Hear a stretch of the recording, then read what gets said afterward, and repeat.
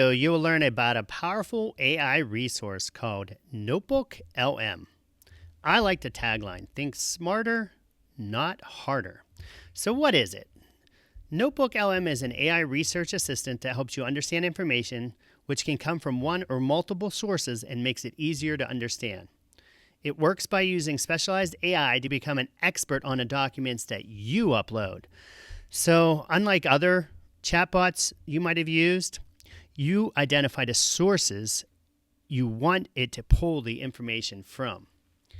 Notebook LM is able to take information from multiple sources. For example, you can upload PDFs, presentations, linked to websites or YouTube videos, or copy and paste text. It then breaks that information down, summarizes the facts, and explains complex ideas and connects the relevant dots. It can then easily produce things like study guides and other resources that will be relevant to teachers and students. So, how do I navigate this? So, first of all, you would want to go to notebooklm.google. I signed in with my gateway credentials. That was just opened up this past week. When you go to that, if it says, when you press try, it'll open it up. Now, I already have some notebooks started here, but if you didn't, you would press create new. And then you're going to upload sources that you would like to put into your notebook. So I could easily, if I have a PDF on my computer, take a PDF and just drag it over. So let's say I'm teaching a unit on the solar system. Maybe I'd want that unit. I could add more sources. For instance, if I had some text that I just pasted from a file on the internet. So I'll go copy text and just paste it in here.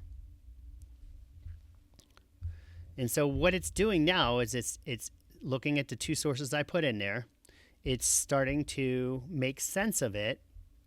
And in fact, it's starting to ask you like, hey, do you want me to ask you questions about some of the content? Do you want me to make a study guide out of this information? A timeline, frequently asked questions. There's a lot of things you could do with it. So if I said, hey, make me a study guide, and again, this is only two very small sources about the solar system.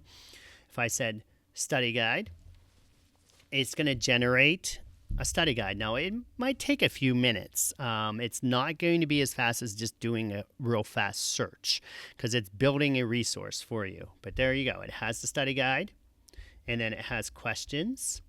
Now, you could obviously tell it I want, just like you can in ChatGPT or some of the other chat bots like Copilot or Gemini, you could narrow this study guide down. You could and then regenerate it. There's a lot of things you could do with it, but like that would be an example of how to use it real fast in your classroom. I'll give you an example of one that I think was pretty cool. I just pasted the Gateway School District website in here, so as my source. When I pasted that in, it starts breaking down the information and making sense out of the Gateway School District website. And then I asked it to break it down more. So if I said, hey, I want to learn about your technology and how you utilize it. So, because it's pertaining to me, it's going to answer that question kind of like it would any, and it's going to highlight some of the things that it found on the website because that's the only source you gave it to here at this time. I think the main thing that this resource does is it saves you time. Obviously, you could pull a lot of this information and make it into other sources, turn it into presentations, write a paper with it, or just learn about a subject. I really enjoyed listening to podcasts and especially enjoy how I can listen to them while I'm commuting to work or doing dishes or other chores like mowing the lawn or splitting firewood. So one of my favorite features is it has this mode over here where it makes an audio overview. And within minutes, now this sometimes can take like upwards of 10 minutes just to kind of prepare you based on how many sources you have. It'll make a podcast that sounds very authentic about the resources that you made. So if I just press play to give you a sample here. Welcome to the Deep Dive. Today, we're going to be taking a journey through the Gateway School District. Oh, interesting. Yeah, we got their website pulled up here, and just taking a quick look at it, it looks like they have quite a lot going on. Okay, cool. A marching band. They seem to be really serious about technology in the classroom. And, Even their mission statement mentions lifelong learners. So Hmm. I'm definitely curious to learn more. What do you think? Yeah, a school district's website can really be a goldmine of information. You can really get a sense of their priorities just from poking around a little bit. And it Yeah, gives us a peek into their overall approach to education. absolutely. Hmm. Okay, so let's dive right in then. Yep. Gateway's mission statement reads, So, just listening to that, first of all, the voices sound like actual human voices. Second, it's breaking down the information and pulling it. And they'll do a whole dive about Gateway School District and some of the offerings that Gateway School District has based on their website, where they just break down a lot of the information. That podcast is a little over 11 minutes long of information about this one resource. So, can you imagine if you make a podcast out of your notes or handouts for your students? Some of them might really enjoy learning in that manner. I'll give you an example of where I applied this resource just recently. My daughter was studying for her AP chemistry exam. So I asked if I could help her. So I took a picture of her notes and teacher handouts with my phone, airdropped them to my computer, saved them as a PDF, and then uploaded them into Notebook LM. So you see the uploads right here. So some of these are her notes. Some of these are handouts that her teacher gave her. I quickly then made a study guide with sample questions and answers just by clicking on study guide after I put it over here. I shared that with her. She said it did a pretty good job of breaking down some of the information. And then I made a podcast out of that information. So if I just load that conversation real briefly again, you'll hear the same voices. You can change these voices when you're first doing your overview. Like you could put a British accent on someone. Like you could change it up a little bit. So it made a 15-minute.